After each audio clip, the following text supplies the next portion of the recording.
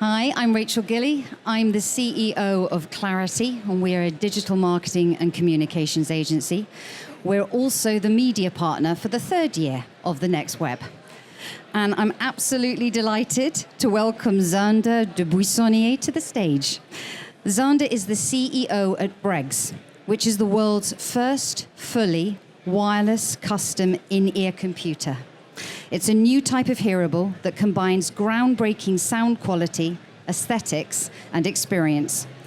And Xander, for those who don't know, is a beloved figure in Dutch entertainment, gaining fame as the lead vocalist of Volumia before pursuing a solo career. And today he is here in singer-turned-startup founder mode, whose passion is to deliver stage-quality sound to a wider audience. So welcome. Well done, well done. But first of all, I'm not the CEO anymore, because that was only from the beginning. Now I'm just the founder, because there are better CEOs than me in the world. Yeah. Excellent. Thank you for correcting me. So, Xander, many of the companies that we work for as Clarity are disrupting in established markets. Considering the clouded market for headphones, particularly in-ear headphones, why did you believe that you had a unique opportunity here?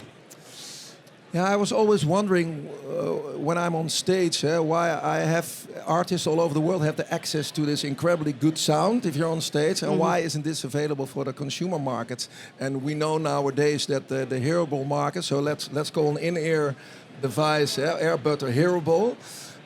It's exploding. It's one of the biggest growing markets nowadays, and yeah, we see as Breggz a significant market share we could for the grabs we could take, and yeah we're ready to take it, and because we think everybody is concentrating on the mass production, and I think we have a different approach. Totally, and I have tried them and they're quite exceptional. But what, I think following on from that, what inspired your idea for high-end in-ear headphones? Is that the career that you had before? Yeah, definitely. Yeah, so what I just said, artists still using this in-ear monitors on stage. Everybody as an artist is using that, and they have access to this incredible sound. So my simple thought was years ago, why isn't this available for the consumer market? And I just want the world to hear what I hear, so that's the mission.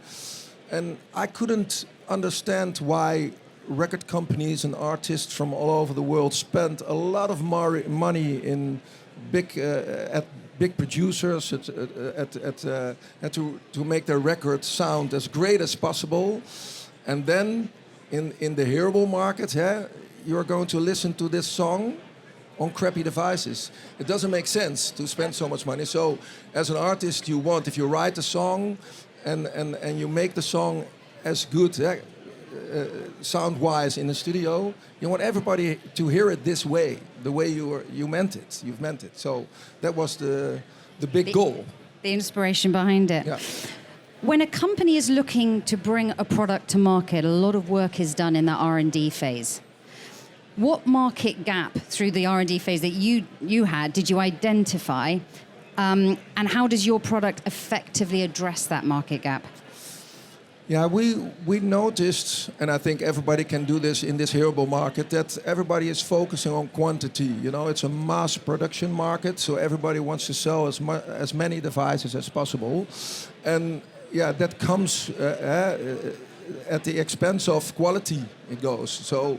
It's a very simple thing. If you want a lot of people buying your device, for example, you put in a speaker of 50 cents an ear.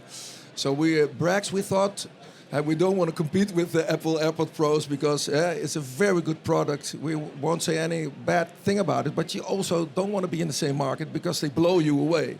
But we thought there's like in the very top high end, so not premium, but really high end, there isn't a device yet with groundbreaking sound, with very good sound. So we address two audiences, we call them, like the audiophiles and the luxury buyer. And research showed that they want to spend more money on a hearable, but they expect very good quality in return. So yeah, we are going to address these two target groups, and we're also the first device in the world, first hearable with 4 speakers in every ear. So the normal ones in the market now, they have 1 speaker, and they have to compress all frequencies in 1 speaker, and that also comes with a cost. Then the sound can't be as well, because you want all the frequencies like represented in this sound. So we have 4 speakers, so 1 for the bass, 1 for the mid-tones, and 2 tweeters for the. And then the results are better, and that's a simple result of it. Yeah, absolutely. Now, you did touch on Apple and the competition. And there will be no competition. No competition. There will be a lot of founders here today who are focusing on how they take on competition. How would you articulate, of which you've done a bit of it already, about the mass market, what differentiates Breggz and the approach that you've taken when you look at your competitor set? Yeah, so we have just over 150 parts. So in our hearable, and we only went for the best. So we really only were thinking about quality. So, for example, this speaker set of us is $65 altogether, like cost price. Yeah, and compared to what's in the market now, it's always 50 cents for a speaker. So then it's very simple.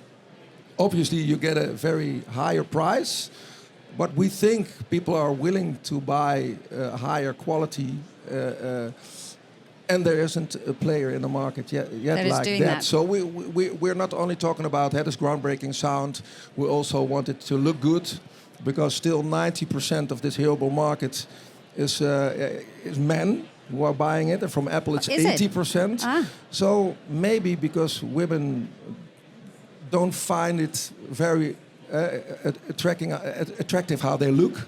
So we're also thinking about the aesthetical part of it. Yeah, and it's an in-ear computer, so it can do so much more than only give breathtaking sound. It's a lot of functionalities are possible, for example. Totally.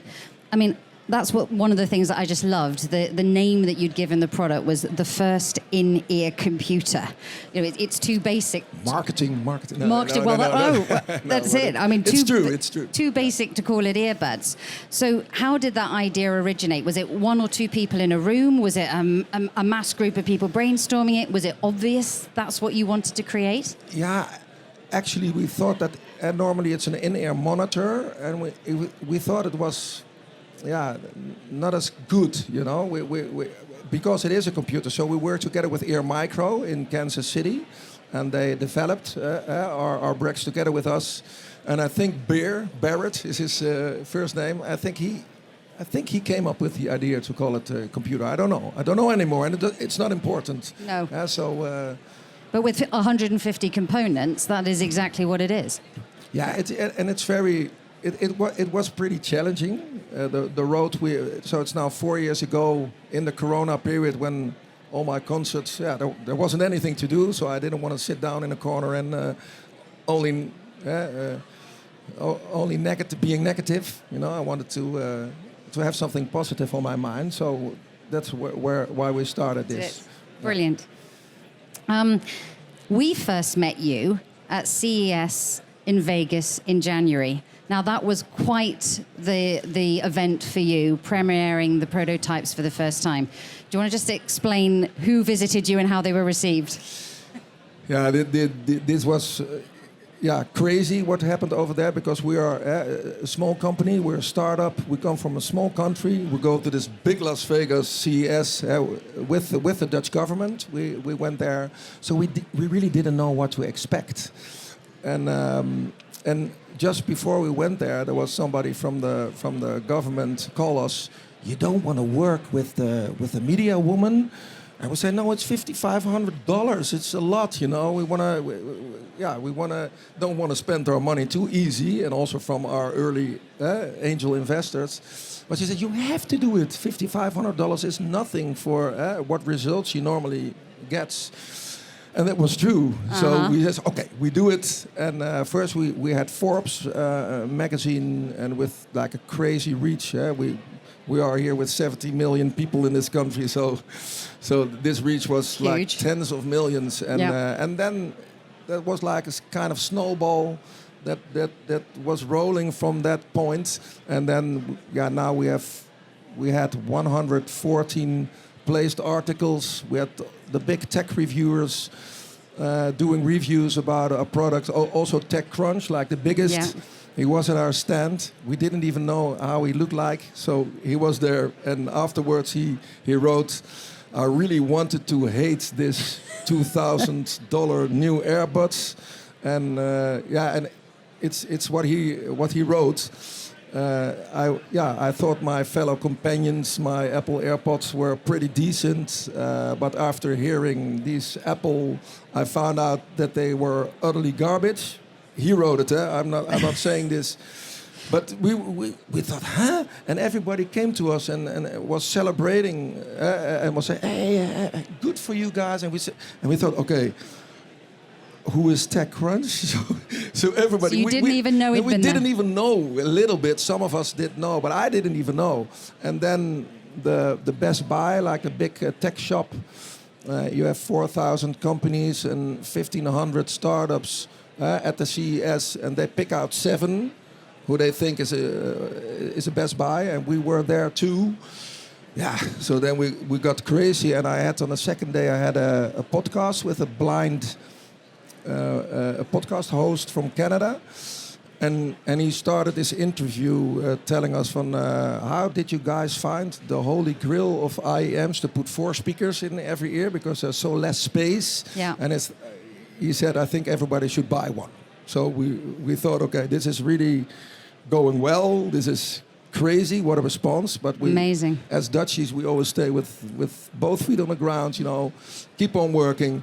And then suddenly I was working at the booth again and talking to 2 guys from Dyson and explaining, and somebody from our team in my left ear, Stevie Wonder is in front of you. So it's a very strange sentence to hear. So I looked to the left, and he was just right in front of me. I write songs on the piano, and like the biggest, I'm nothing compared to him, but like the biggest. Amazing. I'm a very big fan. So he was there and said, I heard about your product. But he came there with like 14 people, like with a big team, like the CEO from the CES and all bodyguards and everybody from the Dutch Square came there. So everybody was filming, and I said, I want to hear them. So I thought, okay, this is cool, but now if he says they're sounding shitty, then we have a problem. So I just said, can I touch your ear? So I put him in, and he listened. And normally we also have this feature that you can, if somebody calls you while you're in a car, you can do like this, and you pick up the phone without looking to your phone. You just put your phone away, and if you do like this, it goes to your voicemail. But also there's a feature. Hey man, good friend. And if you do like this, it goes to the next song. But if Stevie is enjoying music, he always does this. So I thought, okay, he needs to stand still, because we forgot to switch off this feature. And then I thought, okay, now his reaction. And then I put the ears, and I said, wow, what a sound! I've never heard like this. This bass is so difficult to get a good bass in hairballs. I want to proceed. So then he went to the back, and then we are scanning your ears because it's a fully custom-made product, so it's not universal. So it's really made for your ears only, and we're using a scan. So with your telephone, you can scan your own ears. So I thought, yeah, right, these results can't be good. They are better than if somebody's taking a mold, Mandy. So, but the guy who is doing that was in another very important meeting at the other side of this hotel, the Venetian, but it's like 10 minutes away. So I called him and said, Stevie Wonder is here, run! And we were only joking, having a good time. But he thought, okay, this is serious. So he ran there in 8 minutes. So that's, I think, a world record. And I was, in the meantime, talking to him. He was there for an hour. So that... Amazing. If this is going to turn out to be nothing anymore. I don't believe that, but this was already like great to meet an him. amazing moment. But what so a we have to give testimonial. it to him. We have to bring it to him. The hearables. So we took the scan and He's ready to give it to him. Wonderful. Your biggest influencer. Yeah. Okay, so let's just talk price. We've touched on it a little bit. These don't come cheap, understandably. How did you determine the audience segment and price point? And then a follow-on part to that, was the price point an issue when you were approaching people for funding? No, really not. Because we explained them our bill of materials, so our BOM is more expensive, far more expensive than just buying Apple AirPods Pro now, for example. Because we only use the best parts, and they don't come cheap. So that's like a natural reaction of it, is that the product is going to be a little bit more expensive. And we are not in this market for big quantities. We are here for quality. So our first batch, we're only pre-sold. We already pre-sold 500 of them with friends and ambassadors, like fellow singers, for example, in Holland, or sports people. And our first batch is 2,000. We can easily ramp up. But this is our first batch. So if we sell them, it's already a very healthy company. And so we don't have big stock. You know, it's an order-based product. Yeah.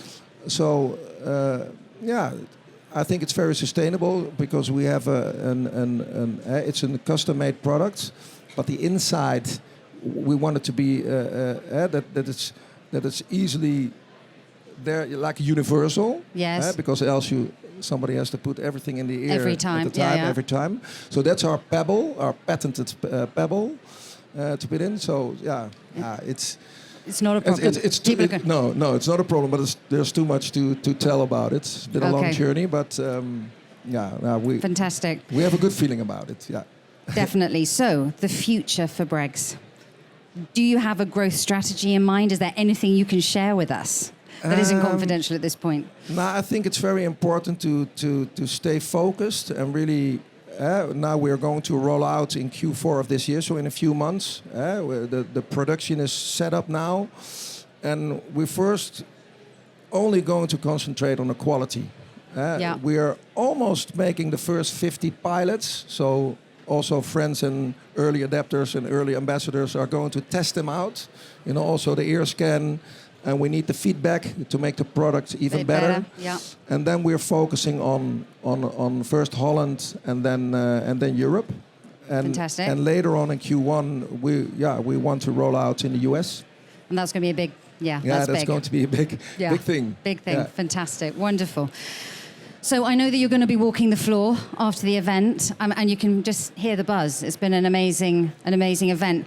The next web is all about what is next in tech. So I guess personally, professionally, what's next here for you? No, personally, I'm really very much into my family, my wife and kids. So that's the most important thing. The rest is, not so important. But obviously, I love to do something besides my family. So that's my main goal, to be a good dad. I'm professionally doing a lot of concerts. That's what I love to do. And Breggz-wise, we are also innovating. So we are focusing on really the artists on the stage, because everybody on stage is still wired. Why is that? So now the future goal is, it's because of latency, but it can be solved, I think. So we're focusing also on the side on different markets. Oh, different, fantastic. Yeah. Well, if you're at a loose end this evening, when you talk about performing, there is in fact a boat with 600 people singing karaoke on behalf of the next web. So feel free to join us. Let's go. Fantastic. Thank you, Xander. Thank you for being here. Thank you for listening. Thank you. Excellent. Well done.